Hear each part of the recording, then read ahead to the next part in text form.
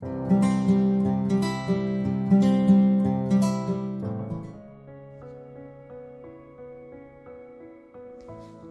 शांति। भगवान ने स्वयं धरा पर अवतरित होकर रुद्र यज्ञ रचकर उसको हम ब्राह्मणों के हाथों में सौंप दिया। बच्चे, तुम इसकी संभाल करो, इससे सबको प्रसन्न करो। देवकुल की बहुत सारी आत्माएं, सभी आत्माएं अंत तक तुम्हारे पास आएंगी।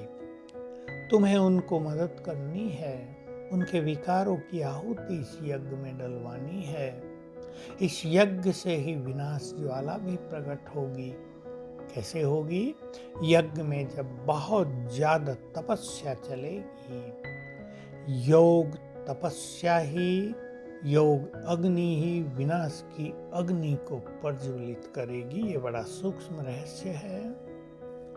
तो अभी बाबा को बहुत अच्छी तपस्या करानी है।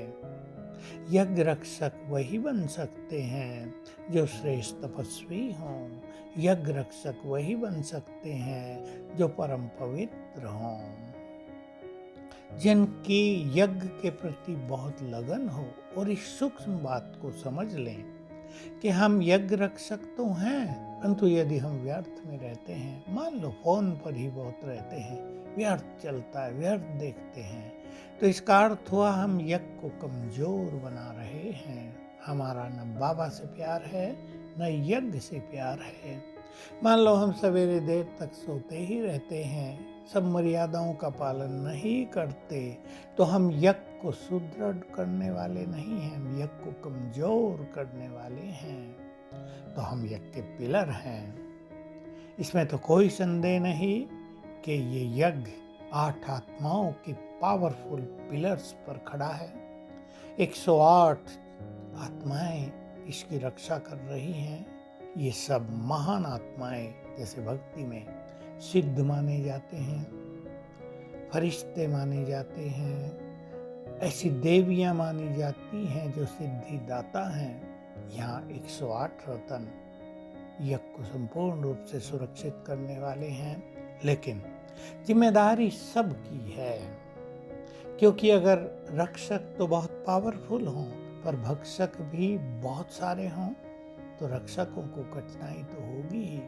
इसलिए अपनी श्रेष्ठ स्थिति के द्वारा ईश्वरीय शक्ति प्राप्त करते हुए, अपनी प्योरिटी को सुदृढ़ करते हुए, सबके लिए शुभ भावनाएं रखते हुए हम यज्ञ की रक्षा करते रहें। ये ऑटोमेटिक प्रोसेस है। यज्ञ रक्षक तो ऊपर बैठा है सर्वशक्तिवान, उसके होते यहाँ कुछ होगा ही नहीं। जो कुछ दिखाई देता है वो तो एक खेल चल रहा है। हमें याद की रेस भी करनी है। हम योगी हैं और योग में परम सुख है। भगवान से अत्यंत प्यार की प्राप्ति होती है, उसकी दुआएं मिलती हैं। योग युक्त होने वाले ही उसकी सभी श्रीमत पर चल सकते हैं, क्योंकि पहली श्रीमत है निरंतर मुझे याद करो। अगर इस श्रीमत का पालन नहीं है तो बाकी श्रीमत का पालन करना भी ढीला ढीला होता है।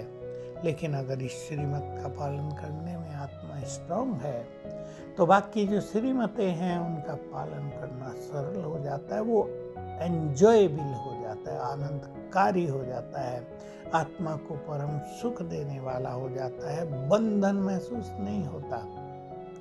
तो आओ हम सभी अपने योग को निरंतर बढ़ाते चलें। योग में आप सभी ने सुना ही है, स्वमान भी, अशरीरीपन का अभ्यास भी, 5 स्वरूपों का अभ्यास, बीज रूप स्थिति, चाहे सूक्ष्म वतन में बाबा से रूढ़ियान, उनसे दृष्टि लेना, स्मृति स्वरूप होकर रहना, ये सब योग के भिन्न भिन्न अंग हैं। इनको हम बहुत ही दृढ़ता पूर्वक अपनाएं, अभ्यास अच्छा करें। हम सब जानते हैं अभ्यास वही कर सकते हैं जो सांसारिक आकर्षणों से मुक्त हों, जिन्हें वैराग्य हो, जो व्यर्थ से मुक्त हों। बहुत आत्माएं तो व्यर्थ देखने में, व्यर्थ सोचने में ही समय गुजार देती हैं।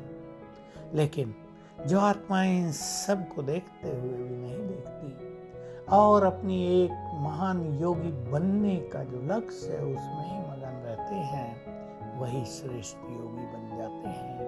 तो हम रेस में हैं, हमें गोल्ड मेडल लेना है, सिल्वर मेडल लेना है।